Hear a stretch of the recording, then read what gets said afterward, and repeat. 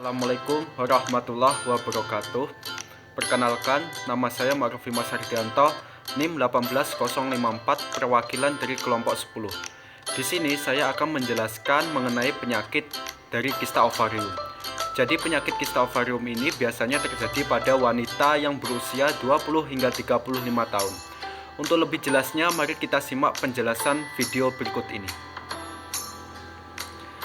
Untuk anggota kelompok 10 sendiri, ini ada 4 anggota. Yang pertama saya sendiri, Ma'ruf Mas Hardianto, Mutia Nur Maulidia Sandi, ada juga Intan Ayu Nur Aini, dan yang terakhir ada Kak Ika Triwulandari. Pastinya teman-teman bertanya bahwa penyakit kista ovarium itu penyakit seperti apa dan bentuknya seperti apa.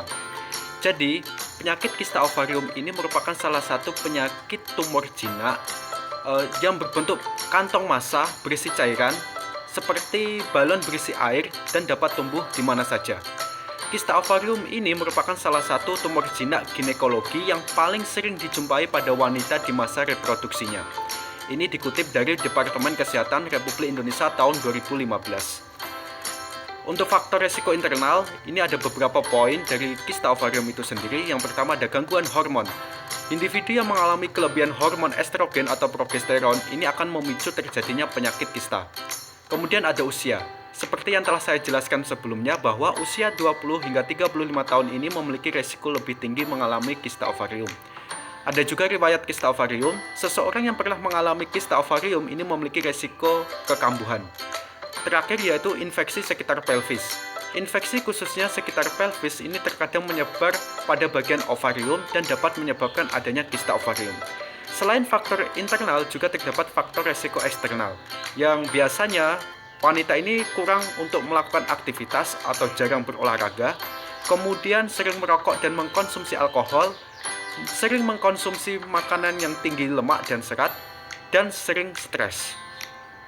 Selanjutnya di sini ada klasifikasi menurut Nugroho tahun 2010. Jadi ada 2 tipe ya. Yang pertama ada tipe kista normal dan tipe kista abnormal.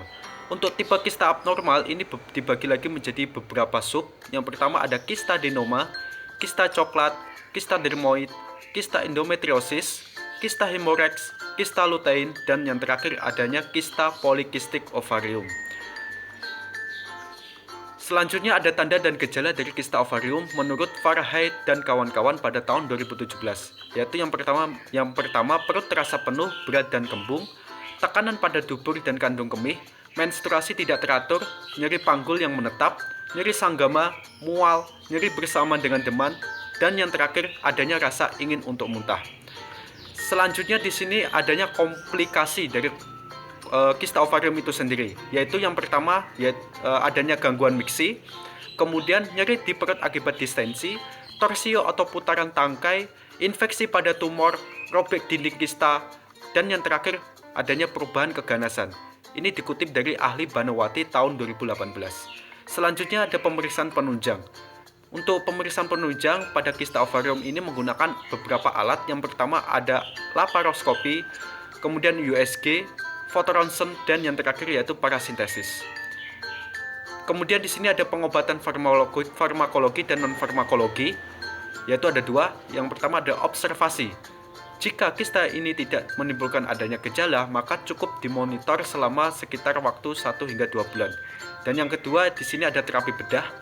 Jadi bila tumor ovarium ini disertai torsi, maka tindakan operasi harus segera dilakukan pada waktu itu juga.